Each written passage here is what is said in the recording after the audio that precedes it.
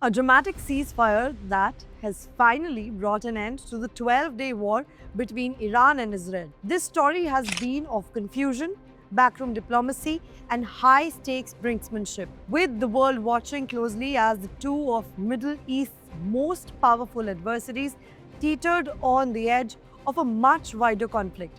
Let's start with the timeline that led to this fragile peace. The fighting erupted just over 2 weeks ago, with Israel launching a series of airstrikes targeting Iranian nuclear and military sites, citing what it called, and I quote, preemptive move to stop Iran's advancing nuclear program. Iran retaliated with missile strikes, including attacks on southern Israel and even a US airbase in Qatar.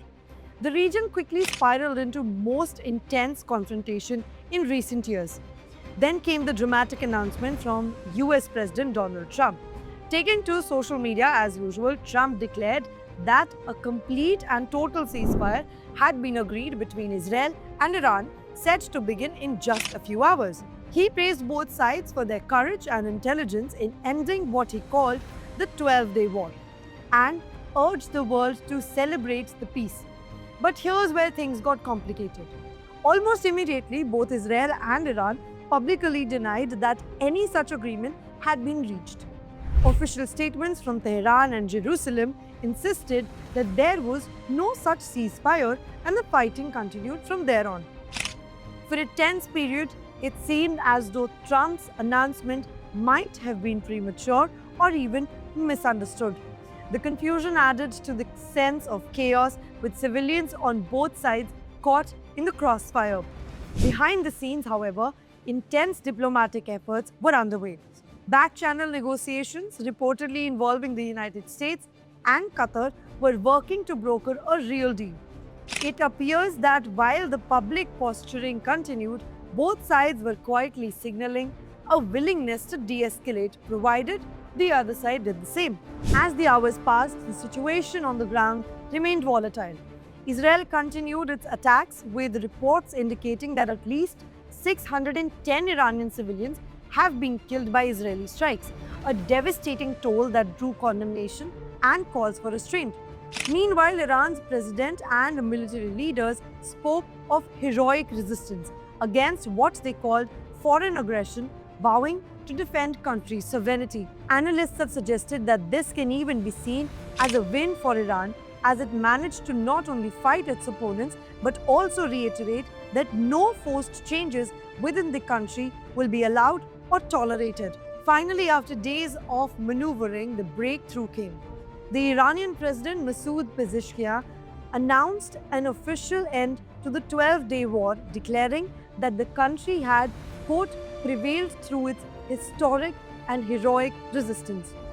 Israel too signaled its acceptance of the ceasefire, though it emphasized that its main military objective, damaging Iran's nuclear infrastructure, had been met. The war saw a parade of what the new age of war can bring to the skies and lands of those involved, signaling how quick things can escalate. But the story doesn't end here. In the aftermath, both sides have been keen to shape the narrative. Iran has repeatedly stated that it is not seeking nuclear weapons and it was always ready to come to negotiating table.